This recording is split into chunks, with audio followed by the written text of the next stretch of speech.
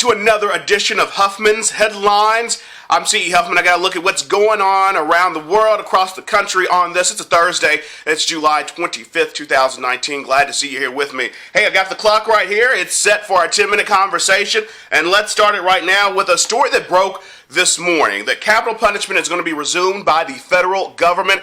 It hasn't been done since 2003. So Attorney General Bill Barr announcing this morning that the federal government is going to resume capital punishment. Now, in that announcement, the U.S. Department of Justice said the decision was related to 5 death row inmates, and they were convicted of murdering and in some cases torturing and raping the most vulnerable in our society, that's children and the elderly. Attorney General William Barr saying in a news release, quote, Congress has expressly authorized the death penalty through legislation adopted by the people's representatives in both houses of Congress and signed by the President. The Justice Department upholds the rule of law, and we owe it to the victims and their families to carry forward the sentence imposed by our justice system. Now, according to the Associated Press, Barr has already ordered the Federal Bureau of Prisons to start scheduling those deaths, and it's going to start in December, and it's all going to be carried out. All those deaths will be carried out at the facility there in Terre Haute, Indiana. And this brought up some questions for me today, because I used to be on the side of the death penalty. And as I've gotten older, as the years have gone by, and more information has come to light, you kind of retool your thinking. I saw a really good piece, I do believe, on Last Week Tonight with John Oliver on HBO about the death penalty. And the more and more you hear about it, the more you kind of understand there's no right way to kill someone. So I pose the question to you, is it still efficient? Is it effective? Is it still humane? Is there a right way to actually kill somebody and carry it out? Regardless of what they've done, is there a way to die with some dignity, a little dignity at the end, regardless? Again, in a very American way, you don't get to just be killed like an animal, regardless of what you've done. If you're going to have the death penalty, it needs to be humane, because that's who we are. We're the best that the world has to offer. That's this country. And we have to ask ourselves every single time a death penalty is carried out, is this right? Have we made sure that every rock has been looked under, every piece of evidence has been unearthed, and that this person is guilty of these crimes? Because we all know that people have been put to death before that were innocent later on. So you have to ask that question to yourself. And the other question I got to pose to religious folks out there: do you value life? Period.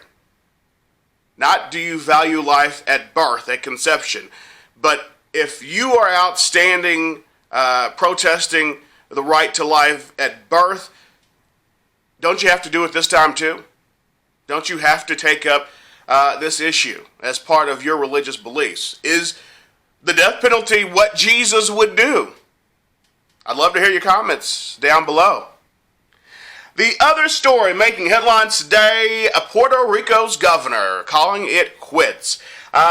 So Puerto Rico's governor announced his resignation overnight, and it's going to be effective August 2nd. So he's going to stay in for, I do believe, another week.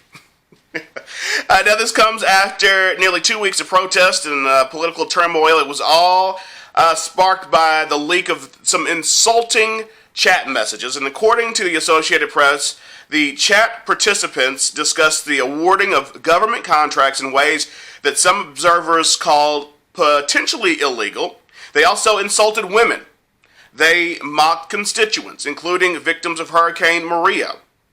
The governor himself called a female politician a whore. He referred to another as a daughter of a bitch, and then made fun of an obese man with whom he had actually taken a photo. There was also some homophobic remarks.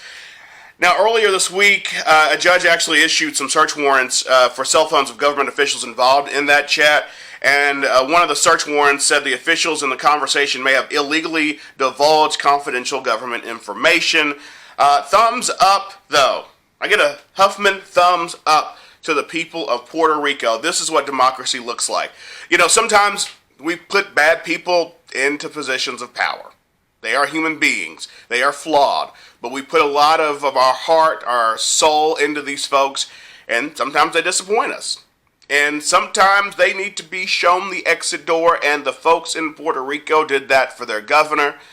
So thumbs up to you, thumbs down to the governor. I'm hoping this man is only 40 years old. He's an MIT graduate as well. He's the son of a former governor. And I'm hoping that maybe this will give him some time to do some reflection, looking in the mirror to see that he's not only a failed governor, that he is a really, really, really rotten human being after all of this.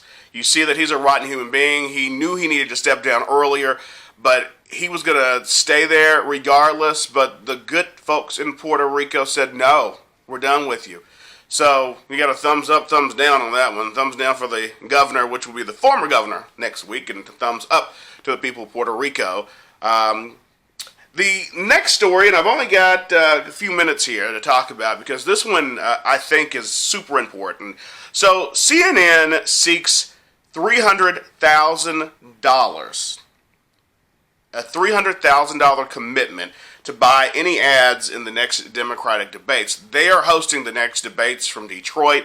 And this is a Variety magazine exclusive report that they're saying that CNN seeking that big money to advertise during next week's debate. Now, of course, you may not know this by now, but CNN is now owned by AT&T. It's their new cable news outlet, and they're requiring a minimum commitment of $300,000 in across-the-board advertising for the network before a potential sponsor can purchase any commercial time during the debates.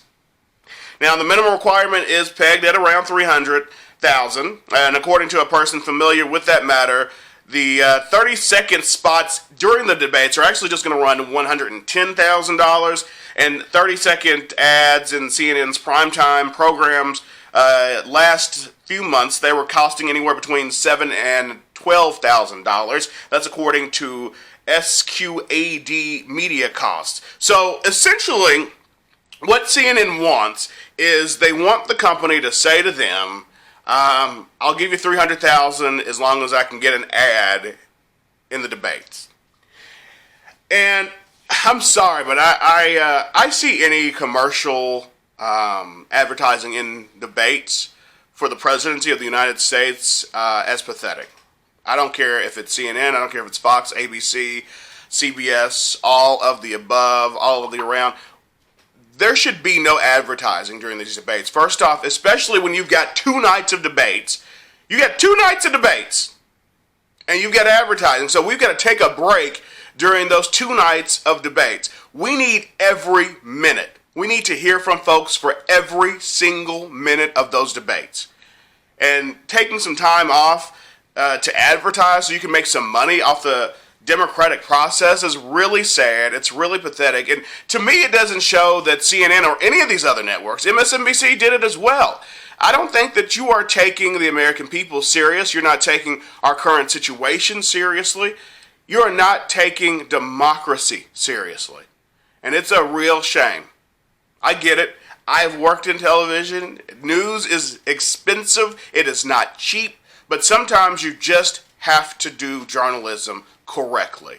Sometimes it's worth losing a little money for gaining a little integrity. And of course, CNN could use it. Once, CNN was the only name in news. That was where you went to for the biggest news stories. But I'm telling you, some of the things that I've seen out of CNN over the last few years, especially their New Year's Eve, where their New Year's Eve specials, where their news faces, their news anchors are acting like pure children, not like journalists.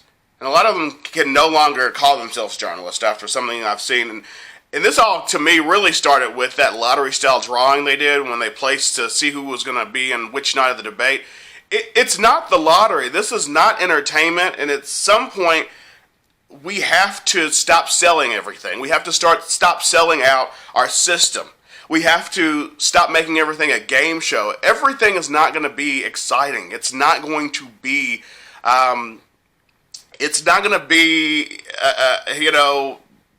Double Dare. It's not Double Dare. I'm aging myself here, but or Guts, right? It's not going to be at that level. But sometimes we've got to take ourselves, our democracy, our country, everything, our lives seriously, and I don't think that CNN is doing that. I don't think that they're doing that by using the debate to pad their coffers on their advertisements. And with that, I'll say, I've got my clock, it's going off, so I'll say goodbye for today. Thanks so much for taking 10 minutes out of your day. I really appreciate it. You can follow me at Huff's Headlines on Instagram and Twitter. Of course, I will have links to all the stories that I discussed today down below in the description page. Don't forget to like, subscribe, and share. I appreciate you. Have a great one, and be safe out there. Hey, CE Huffman here. Can't thank you enough for checking out Huffman's Headlines. Don't forget to like and subscribe to the channel. Follow me on Twitter and Instagram at Huff's Headlines.